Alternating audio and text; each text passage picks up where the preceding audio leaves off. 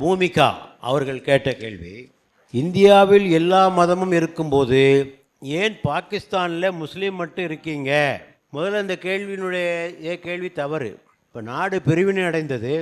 நாடு பிரிவினை அடைந்த பிறகு மிகப்பெரிய ஒரு புலப்பெயர்வு மைக்ரேஷன் நடந்தது. இந்தியாவில் இருந்த முஸ்லீம்களெல்லாம் அங்கே போனாங்க. எங்கே? பாகிஸ்தானுக்கு போனாங்க. பாகிஸ்தானில் உள்ள இந்துக்கள்லாம் இங்கே வந்தாங்க. அதே மாதிரி கிழக்கு பாகிஸ்தான்லேயும் இந்துக்கள் அங்கே போனாங்க, இங்கே வந்தாங்க. நடந்து முடிஞ்சுது. இதெல்லாம் நடந்து முடிந்த பிறகும் சில இந்துக்கள் அங்கே இருக்கிறார்கள், முஸ்லீம்கள் இங்கே இருக்கிறார்கள். எண்ணிக்கையில் முஸ்லீம்களுடைய எண்ணிக்கை இந்தியாவில் அதிகம். ஆகவே 14% அல்லவா, இவ்வளோ பேர் அங்கே போக முடியாது, இடமும் இல்லை, அவங்க போக விரும்பவும் இல்லை. நம்ம தமிழ்நாட்டில் அதை பற்றி யோசிச்சோமா யாராவது? போகிறத பற்றி இங்கே நல்லா இருக்கும், எதுக்கு போகணும்? ஆனால் அங்கேயும் ஒரு 5%, 6% இந்துக்கள் இப்போதும் இருக்கிறார்கள். இல்லாமல் ஒன்றும் இல்லை, அங்கே இப்போதும் இருக்கிறார். ஆகவே இல்லை என்று சொல்லுகின்ற அந்த கருத்து தவறானது. பங்களாதேஷில் 8%, 10% வரை அங்கே உள்ள இந்துக்கள் இப்போதும் இருக்கிறார்கள். ஆகவே இல்லை என்று சொல்ல கருத்தை நாம் ஏற்றுக்கொள்ள முடியாது. இப்போது நாம் என்ன சொல்ல வேண்டும் என்றால், அங்குள்ள முஸ்லீம்கள் அங்குள்ள இந்துக்களை பாதுகாக்க வேண்டும்.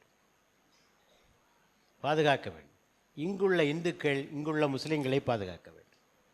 நாடு பிரிகிற போது லியாக்கத் அலி கான் முஸ்லீம் லீக் கட்சியினுடைய தலைவர், அவரும் காயிதே மில்லத் இஸ்மாயில் சாஹிபும் சந்திக்கிறார்கள். லியாக்கத் அலி கான் சொன்னார், இஸ்மாயில் சாஹிப் அவர்களே, இந்திய முஸ்லீம்களுக்கு ஏதாவது கஷ்டம் நேர்ந்தால் எங்களிடத்திலே சொல்லுங்கள், நாங்கள் உங்கள் உதவிக்கு வருகிறோம் என்று சொன்னார்.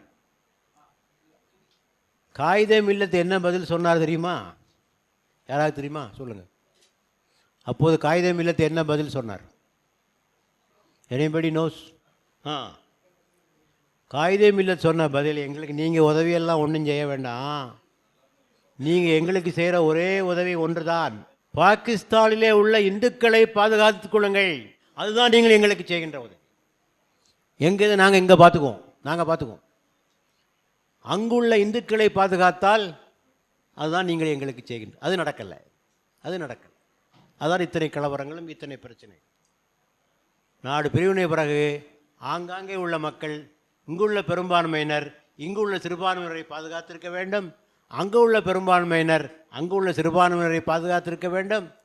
அது நடக்காதனுடைய விளைவுதான் அந்த பிரிவினையை ஒட்டி நடந்த லட்சக்கணக்கான மக்கள் கொல்லப்பட்ட அந்த துயர சம்பவம்.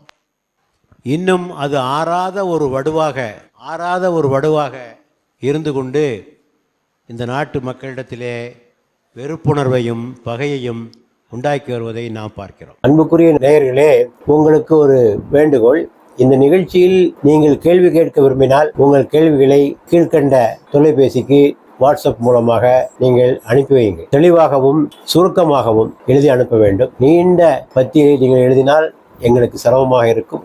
தெளிவான முறையில் சுருக்கமாக அனுப்புங்கள். ஒரே ஒரு நிபந்தனை, முஸ்லீம் அல்லாதவர்கள் மட்டும்தான் கேள்வி கேட்க வேண்டும். முஸ்லீம்களுக்கு கேள்வி கேட்பதற்கு வேறு பல வாய்ப்புகள் இருக்கின்றன. பள்ளி வாயிலில் கேட்டுக்கொள்ளலாம், இமாம்களை சந்தித்து கேட்டுக்கொள்ளலாம். ஆகவே இந்த இடம் முஸ்லீம் அல்லாதவர்களுக்கானது. ஆகவே முஸ்லீம் அல்லாத சகோதரர்கள்